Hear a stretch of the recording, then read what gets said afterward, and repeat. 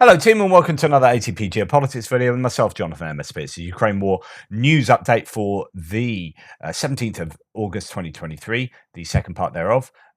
Just to let you know, as I've said on my frontline update already, that I'm coming towards the end of my holiday and will be back in the UK forthwith. Next couple of days might have some slightly odd timing for videos, and maybe the case that I don't get some videos out at all. We shall see. Anyway, let's go to the Ukrainian general staff figures for the Russian losses for the day before. All the usual caveats apply for this. We have 480 KIA, which is slightly down from what we've seen recently. It has been a larger number over the past couple of days, but yeah, that's down to 480. 5 tanks, 18 APVs. Although 5 tanks is slightly less, we have seen a large number of APVs. That's MRAPs, IFVs, and APCs. So all those letters together. So infantry fighting vehicles, mine-resistant ambush protection vehicles, and armored personnel carriers. 18 of them taken out, and that's probably reflective of high-intensity fighting in places like Robotna, places like Uruzhaini, and of course all the other places on the front line that we have heard so much about over the months. So 17 artillery systems provides another good day for the Ukrainians. It's not as high as we have seen, but if you're taking out late teens worth of artillery pieces every single day, then my goodness, the Russians are going to be in a bit of trouble. Now, they have huge stocks of these supposedly back in Russia, but we are hearing consistently that the Russians don't have counter battery fire effectively at all along the front line. This is a major complaint, and this signifies, I think, that the Russians are struggling to get replacement artillery systems to the front line. Yeah, they may have a lot of old D-20, D-10 howitzers stored in the back end of Russia here and there, but they are likely cannibalized, likely not able to be used easily. And we are seeing very old equipment on trains at the moment. We haven't seen too many towed howitzers being sent to the front line. So I don't know that they can easily replace these. And we're getting to a point where actually there's a tipping point and the Ukrainians can probably think about major attacks because the counter battery fire is unable to provide the defense that the Russians require. One anti-aircraft warfare system that it will be significant. The Ukrainians have lost a few recently as well. I'm going to show you a couple in a second. 24 drones and 2 cruise missiles. That'll be from last night's attack, not last night, the night before's attack, predominantly on Reni, but also a few larger missiles into some of the cities in the interior of Ukraine. And 27 vehicles and fuel tanks is another massive number in that category. And it again shows that the Ukrainians are hell-bent on hammering the Russian logistics all the way up the chain. Okay. Now we're going to go to Andrew Perpetua's list. Now he's a mapper that surveys an awful lot of video and imagery for things that are destroyed in certain places, and then he can adapt his mapping accordingly. Well, actually today, although we've had a couple of days where there's been a lot more Russian losses than Ukrainian, we've got a few more Ukrainian losses than Russian today, and that I think shows most likely that the Ukrainians really are on the offensive in quite a significant way in particularly the Zaporizhia and Donetsk Oblast, the southern front line. And they will be losing equipment as a result of that. So that's kind of what we'd expect. But if it's still somewhat parity and they're on the offense, then that's still fairly good for the Ukrainians, given the proliferation of minefields in the area. Okay, now let's look at some of this. So top 3 for the Russians: radar, surveillance, comms, electronic warfare. That's your special equipment that we didn't see any today, but from yesterday and the day before, there are always, or almost always, numbers in that category. A lot of artillery for the Russians, as you'd expect, a couple of tanks and IFVs. But then we've got down to the Ukrainians, we've got some air defense systems here. We did have one Estrela, that's a short-range air defense system for the Russians. Actually, we've got 2 Strelas taken out for the Ukrainians. So that is a bit of a challenge for them. There was an interesting analysis on Let's see if I can bring up my map here. There's an interesting analysis on Andrew Perpetua's live stream the other night where he talks about air defense and how the Ukrainians lost a really high value S-300 system here. The Russians also lost virtually a whole battery of S-300s in the same sort of area, as in I say same sort of area, but it's covering. There's an overlap in these two. Now these systems, so something like the S300 will have a range that goes something like, if it's placed there, it's basically this is not exact, right, but it was sort of covering something like this. What you'd really want is something that covers that kind of area, which is a Patriot. So they were basically saying Ukraine really need a whole bunch of Patriot, and the US are not in a very good position to provide these medium or even short range air defense systems because they don't use them. So there's a really weird situation in the US defense where they have Stingers, which are really old. They're basically man pads, and their short range air defense systems, like Avengers, are basically Stingers whacked on top of a Humvee. So they go from Stingers to Patriots. They have nothing in between. So NASAMS is starting to come a little online for them, but they need to do a lot of development of both short range air defense systems to replace Stingers, which can't even be used at night, as far as I understand, so that you have these. If you imagine you're the Americans at war and you have maybe a Patriot system, but if something gets through that, you need some short range air defense systems to protect that, and actually just Stingers aren't good enough for that. So the Ukrainians have the ability to use things like Gepards, Strela, Stingers, Avengers, APKWS, or whatever it is, a whole range of stuff. But it's really inconsistent right up and down the front line and up and down Ukraine.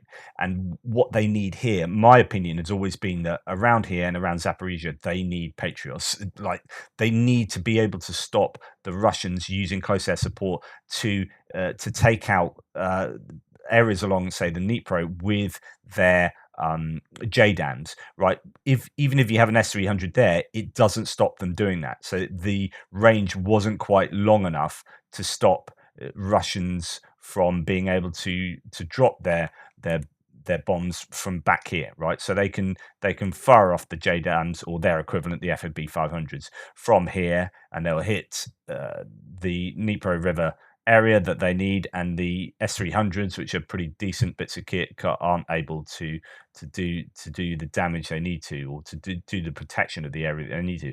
Something like a Patriot will be able to reach, at least there, 160 to 200 kilometers. That would be absolutely perfect. But obviously, that's really high value. They don't have too many of them. Ukraine just need a lot of Patriots. Anyway, back to what I was talking about. So air defense is really important, but the Ukrainians have lost a bunch of IFVs. 3 strikers listed here. I'm not sure. One of those strikers I talked about yesterday, it was blown up. I think the footage is utterly inconclusive. So I would challenge maybe one of those. But then, yeah, it was interesting. That's the first Polish PT 91 Twadi, so that's a upgraded T72 tank from the Polish had provided. That's the first time we've seen one of them taken out. So we're starting to see a wider range of vehicles being thrown into the front line. Okay. Ukrainians have taken out a Ka-52 attack helicopter in the Bakhmut direction, and apparently there's news that another one's been shot down around Robotna.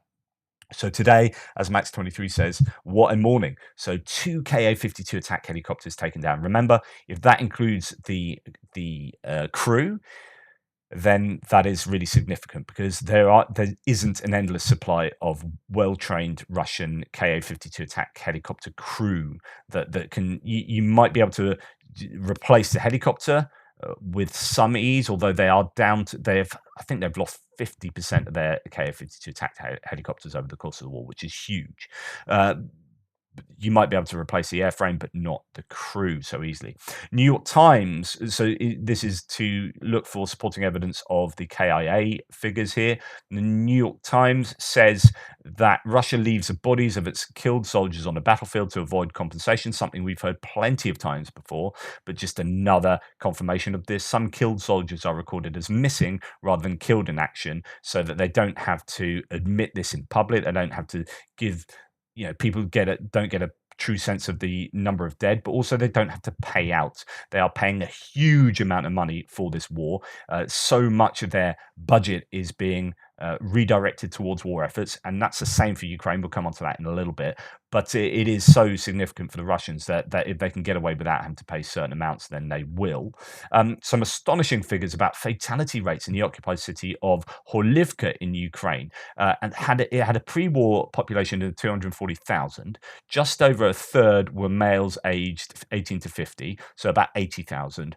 And yet the local councils reportedly complained to Moscow after 20,000 deaths have occurred. So that's roughly 1 in 4 of all men. That is absolutely staggering. So when you are a pro-Russian voice in, people in my threads, Clive Engel, Trevor Shea, all these kind of people giving the old pro-solid faux life, pro-Kremlin propaganda, and they say, "Oh, the numbers. What about the Ukrainian figures?" Well, we don't have any figures for the Ukrainians. The TASS give us complete nonsense. The Russian MOD just make stuff up, such that the amount of airframes that have been lost is double the amount of airframes they even had. So I mean, it's just ridiculous. So I don't pay any attention to what the Russians say. I do pay attention to what the Ukrainians say because I think they're somewhat accurate, and I'm always trying to show you information that supports that conclusion. And here is more information that supports the idea that a huge number of troops have been lost by the Russians. And Horlivka there is another piece of that jigsaw. So National Resistance Center, over 20,000 residents in Russian-occupied Horlivka killed due to forced enlistment, according to the Kiev Independent. Really, really huge numbers. Okay, now the Ukrainians are losing things as well, obviously, and here's the S-300 PS air defense battery, or at least 2 launchers that were taken out, and that was recorded on Andrew Perpetua's list a couple of days ago, destroyed by Russian forces south of Zeleny High in Mykolaiv Oblast, and I showed you broadly where that was. I think it was somewhere around here.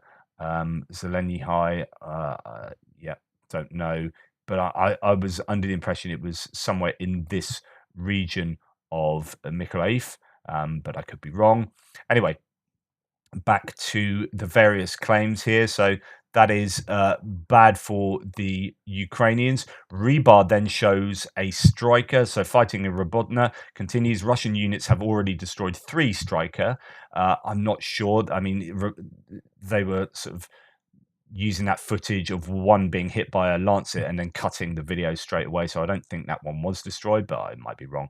But the claims that 3 strikers are taken out with the footage of one getting taken out there.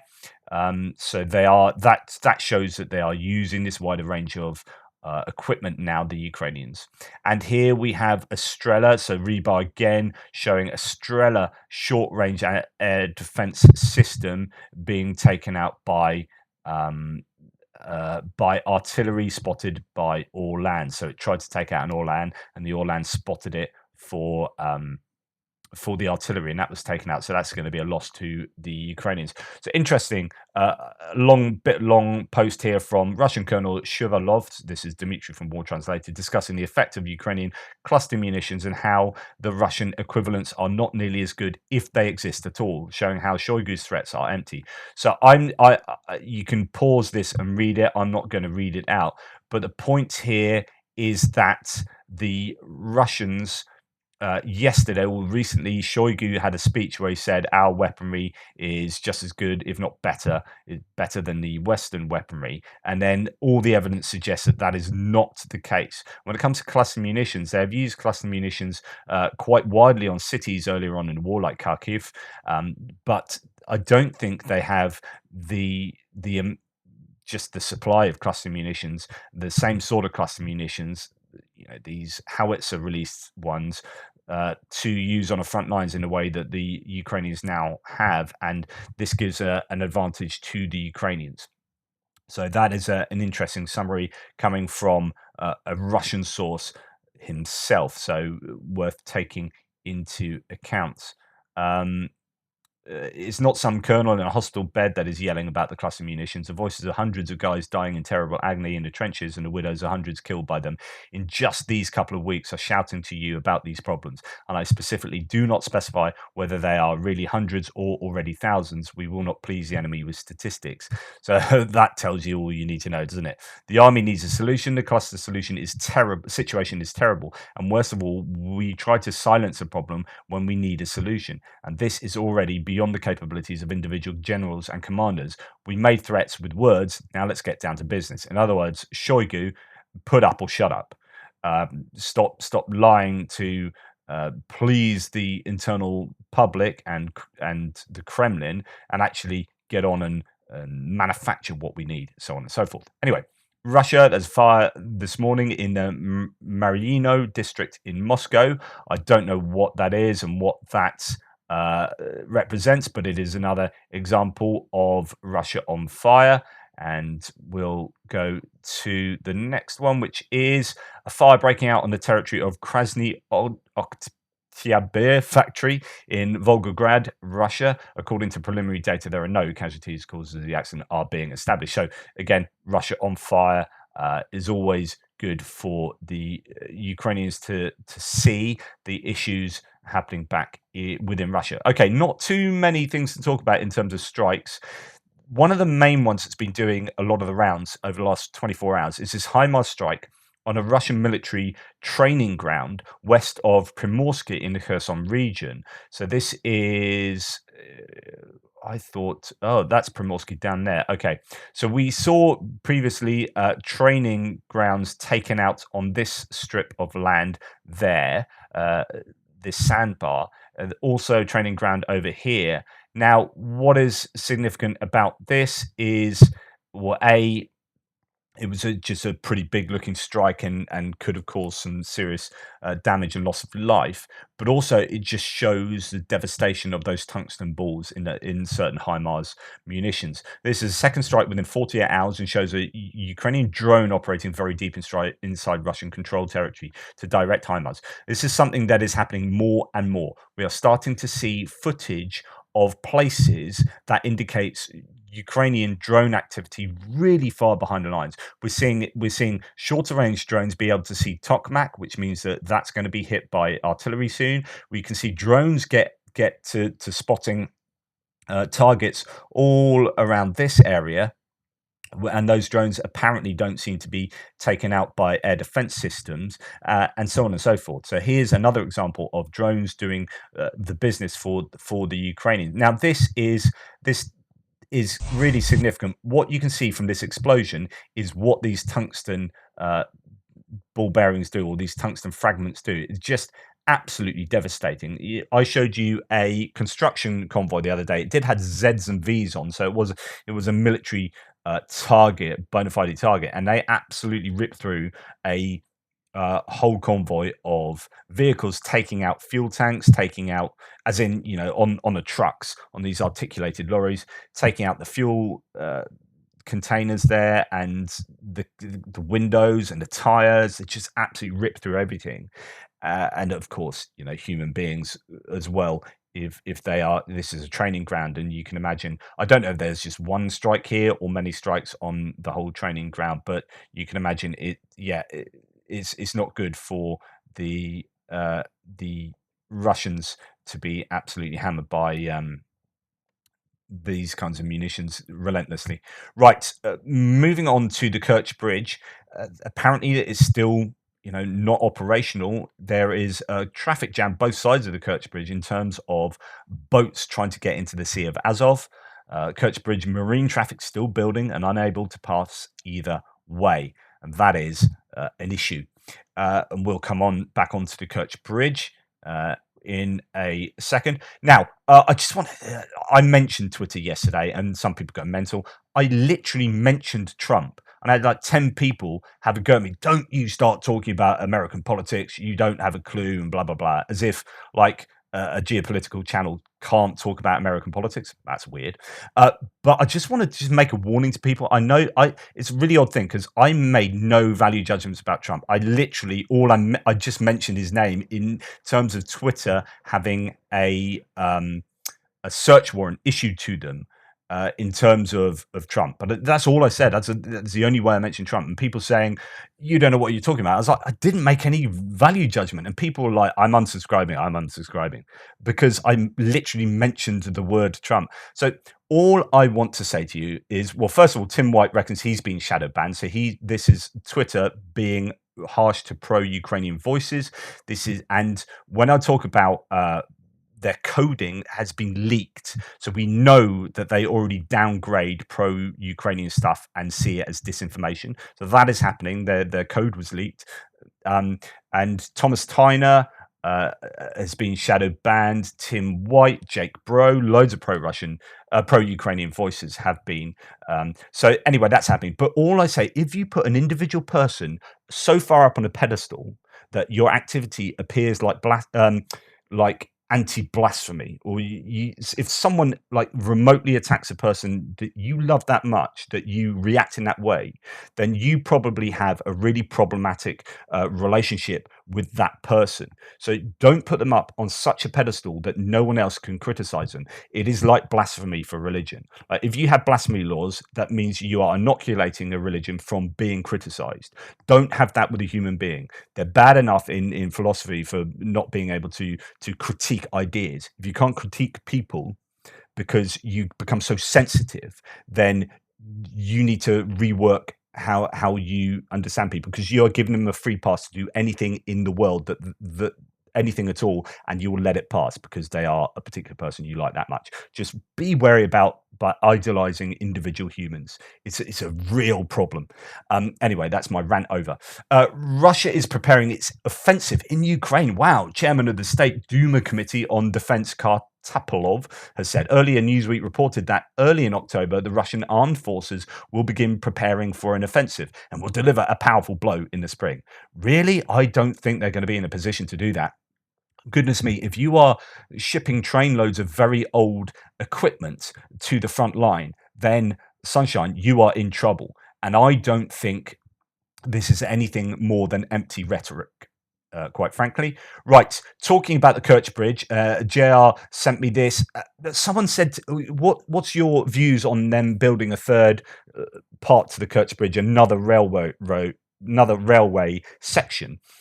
And I said, I don't know about that. Turns out I did know about it. I'd just forgotten. And I was thinking in terms of a whole new Kirch Bridge, like railway bridge, if you like. But actually, what they I reported this, I don't know, must have been after the July 17th attack, where the whole section was in trouble. And there was rumors at the time that they were going to have to create a bypass section. So it kind of connects an earlier part to a later part rather than a whole new one across the water. And I think that is what's happening. So a third section to help with repairs will be being built or planned for or whatever. And of course, that's going to affect marine traffic, and it also shows the extent of the damage that has been done to the Kerch Bridge, which is great because it's the baby of Putin. Right, let's go on to some deaths actually in the Russian military. So Gennady Pirev, general of the Federal Security Service of the Russian Federation, who was imprisoned for taking bribes, has died in hospital. Network reports that he was the guardian of the secrets of the construction of Putin's palace in Gelendzhik. So this is a palace that Navalny, who's in prison, his team uncovered. This incredible. I mean, it appears that Putin is the richest person in the world. It's just no one knows it because he embezzles so much from the oligarchy and the natural resources in Russia that when certain children of his turn up as billionaires and they've done nothing in their lives, you're like, how have you got that money? So he's got wives and daughters who are billionaires, and that can only have come from Putin, which means he's got an awful lot of money. So he's built this incredible palace that was already controversial when Navalny got drones to go above it. It's not far from Black Sea, and anyway, this guy knows all about it. He's suddenly dead. He's in prison and he's dead. During his imprisonment, Loperiev did not complain about his health and even led a healthy lifestyle. Loperiev went to the medical unit out of the blue. He couldn't breathe and had a husky voice, the report says, and now he's dead. And the second death is a former deputy of Shoigu, Colonel General of the Russian Armed Forces, Gennady Zhidko, who participated in the invasion of Ukraine. I think he was in charge at one stage, or at least of a large part of the front, and then has subsequently been moved. He's died due to unknown circumstances. Although there are some reports, I think, that this guy had previously been diagnosed with cancer. I'm not too sure. So it may be natural causes, but there are two high-ranking officials who are dead. Right. This is what the Russians have for remote mining. Fighters fighting in the Robotny area have repeatedly reported that when they demine an area and the guys go out on assault, those places are already full of mines. This is the work of such a machine and others like it. We've talked about this previously. I presume both sides have these kind of capabilities. Ukrainians particularly use the RAM ordnance that you can fire out from howitzers and they explode out with like sort of 18 mines or whatever it is. It's 19 or something, and spread them over fields or over areas. Here we have something that fires up mines that is a real problem for the Ukrainians, as you can imagine, in terms of being able to very quickly disperse mines around. So if we look at what it does here, I don't know if each of those canisters splits apart. So that's firing up one. And yeah, so it splits apart. I don't know how many mines are in each of these, but you can see, I don't know, it looks like 3 or 4 mines splitting apart and dropping then. And you can do that really quickly. We've seen other ones that could, 22 minutes could lay something like a 300 meter by 5 meter path. It's just insane amounts of mines that they can lay very, very quickly. Right. Staying on the so-called Donetsk People's Republic, says Tim White, a kangaroo court has sentenced 2 Azov soldiers to 24 years in jail and a further territorial defense fighter to 21 years. They were not even accused of killing anyone. So this is basically a legal sentencing of genuine soldiers. So I'm not sure that's in line with the Geneva Convention, but there you go. That's Russia for you. And then talking about prisoners, there's a BBC article detailing the torture Ukrainian prisoners of war have said that they experienced in Russian prison, electrocuting. I mean, all sorts of horrible stuff. Allegations include men and women at the Taganrog site repeatedly beaten, including the kidneys and chest, and given electric shocks in daily inspections and interrogations. Russian guards constantly threatening and intimidating detainees, some of whom gave false confessions, which were allegedly used as evidence against them in trials, and captors are constantly left undernourished, and those who are injured are not given appropriate medical assistance, with reports of detainees dying at the facility. So, etc., etc. I don't mean to minimize that. It's absolutely horrific. It's what we have come to expect from the Russians, and it is, of course, illegal. Anyway, that is that for the first part. Please like, subscribe, and share. Appreciate all your support. Take care, and I'll speak to you in the second part soon.